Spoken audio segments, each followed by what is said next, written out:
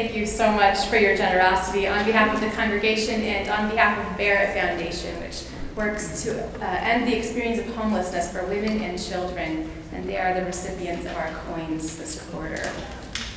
I think there are almost as many people behind me as in front of me today, and if Susan keeps growing this choir, I'm going to have to turn the pulpit around. I love it, and I know there are quite a few people out in the courtyard getting ready for the party after this service in just a few minutes. Our reading this morning is from the Christian Scriptures, Luke 21, verses 1 through 4, a parable called the Widow's Offering.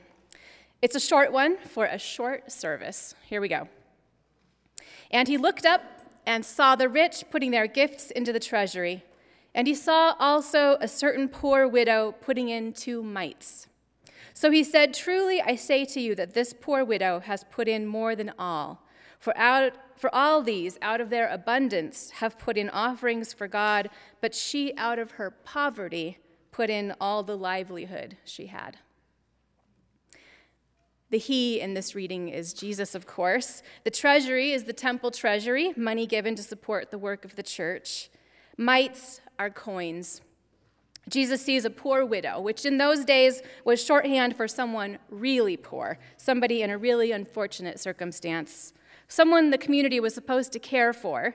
In the Gospels, Jesus spends a lot of time trying to get everyone to care about people like her. In this story, he sees her putting coins into the treasury, and he calls it the most radical kind of generosity. Traditionally, the obvious moral of this story is the accepted one, most widely preached one, that if a person gives a large amount, but it's only a small fraction of their resources, that's not as generous as a person who gives a small amount comprising a large fraction of their resources. And as you can imagine, this story has been used a lot over the years to encourage people to give until it hurts more, right? That's not the most inspiring message. I would not be inspired by a sermon like that. And anyway, I don't want anybody to give until it hurts. I want us to give until it feels good. So I was curious about how else this traditional story is interpreted, and I did a search for scholarly and lay commentary on it. One of the most touching things I came across was from the online journal for Burning Man.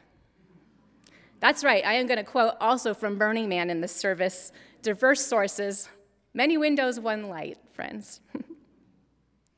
The writer says that the image of the widow giving away her few coins is interesting because something profound happens when we give from our poverty, when we give from what we don't have. But he clarifies, if we only think about generosity in terms of money, then we are doing it wrong, because that's a really shallow approach to life. When you put those two ideas together, that generosity has to do with more than money, and that something profound happens when we give from our scarcity, then something important snaps into place, he says. And he explains, giving what you don't have is a fraught and powerful psychological act. If you don't have the bandwidth to pay attention, offering somebody your undivided attention is a far more potent act than throwing money at them. If you don't have time, spending time on something is giving out of your poverty. If you are lonely and don't have friends, offering friendship to others is a heady moment. If you feel unlistened to, listening to others is a soulful and momentous gift. When I read these words in that journal, I remembered something that happened when I was a teenager, something very subversive that my mother did. She went to the grocery store and she bought a bag of shrimp. Why was that subversive, you ask? I'll tell you. It was subversive because she did it with food stamps. And if you weren't on food stamps in the 1990s, there's a couple of things you need to know to understand what I mean by that. First of all, there was no discrete debit card version of food stamps back in the 90s, no SNAP card. It was paper bills, like money, but they were a different color, like Monopoly money. And it said food coupon on it, and it had a dollar value.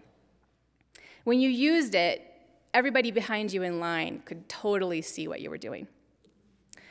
And second, then, as now, there was a terrible stereotype that mothers who used food stamps were taking advantage of hardworking taxpayers, that they were living it up at someone else's expense. Actually, the three of us lived in a tiny, bare basement apartment in the city. We had just enough, thanks to the social safety net, but the social safety net came at a steep social cost. It is not fun to be on public assistance. Even if you qualify and you live frugally, even if you pass all the inspections the social workers do in your crummy Section 8 apartment to make sure you're not living it up, and even if you follow all the rules, people are pretty nasty about it, to you and to your kids. So one day at the grocery store, my mom had just had it, and she bought some freaking shrimp. $8 a pound. Way more expensive than what we usually ate.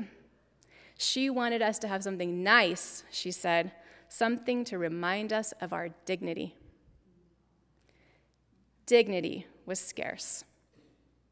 She gave out of her scarcity. And we all did experience more dignity for it. That was an extravagant gift, giving dignity where dignity was scarce for the giver. Yesterday, our government announced that it's going to begin denying green cards to immigrants who use food stamps, subsidized housing, Medicaid, or other parts of the social safety net, even if they are here legally, and even if their children are citizens. Now, some parents will have to choose between having food and health care for their children and being deported.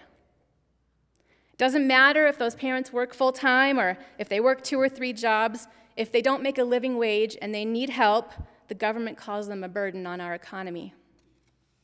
They're working within an economy in which the richest 1% in the United States owns more wealth than the bottom 90%, but the poor are a burden. And they make it sound like there's not enough to go around, like the average American's in a struggle with low-paid immigrants for scarce resources. And that's because as long as we're fighting like dogs over scraps on the floor, we're not likely to look up and notice that the extremely wealthy have stolen all the food from the table, fridge, freezer, fields, and neighboring towns. They make it sound like there's not enough, but that's a lie, right? That's a lie. It's a lie that's greedy and cold and callous toward children. And it will result in malnourishment and homelessness and in some death. This is our context right now. You know the rest of it, right? Environment, racism, sexual abuse, babies separated at the border from their parents for months, no end in sight, and dangerously divisive political rhetoric, and I am not just talking about one party. Now, I don't like to make assumptions, but I am going to guess a few things about all of us gathered here this morning. I'm going to guess that just about every person here wants to do something right now. But the scale of need and the possible responses is overwhelming. I'm going to guess you probably don't have enough money to build something like a community center all by yourself. That's how Mayor Tim Keller referred to First Unitarian when he was here a couple of months ago. He said it's like a community center because so many events that are important to the wider community happen in this space. And you probably don't have room in your home to take in multiple homeless families and feed them for a week, or to host a 3-week-long African-American-led summer camp to nurture the leadership and self-esteem of young children, mostly African-American children, although that's surely important and needed in this time of school-to-prison pipelines and police shootings and lack of representation and all the systems that just perpetuate those things. But First Unitarian has that space and gives it away. I'm going to guess you don't have enough food in your pantry to give away a bag of food to every person who might show up and say that they're hungry. But First Unitarian does. Our food pantry is celebrating its 30th anniversary this year. In 3 decades, it's given away nearly 60,000 bags of groceries. This week, we hit a new record, over 140 bags of food in one day. But we did not turn anybody away. Based on this week's news, it seems like more people are going to be coming soon to our food pantry. And there's enough. As a congregation, we're giving away some things that feel scarce right now. Not just space and not just groceries, but abundance, love, hope, community, tolerance, engagement where there might otherwise be apathy and numbness. Everything we do, everything we build up is for that. And the fundraising campaign that we're launching today is for that. The money is not just money, it's mission. A building is not for the building's sake. We don't have any monuments on this campus. There is instead abundance and love, a spiritual home, and a giving away place. We are doing that together. You and me, the person next to you, giant group of people behind me, right? And all the volunteers who are visiting stewards are doing that. If you get a call from a visiting steward inviting you to meet with them and talk about this place, will you say yes? Yes. Will you say yes? Yes. Yes, good. I want you to take care of yourself and your family first.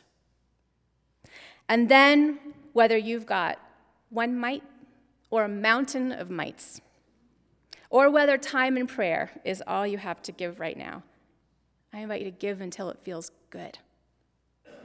Be part of extravagant goodness and generosity and love.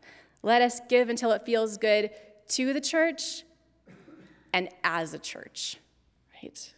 When we do that, there is always enough. Let's sing.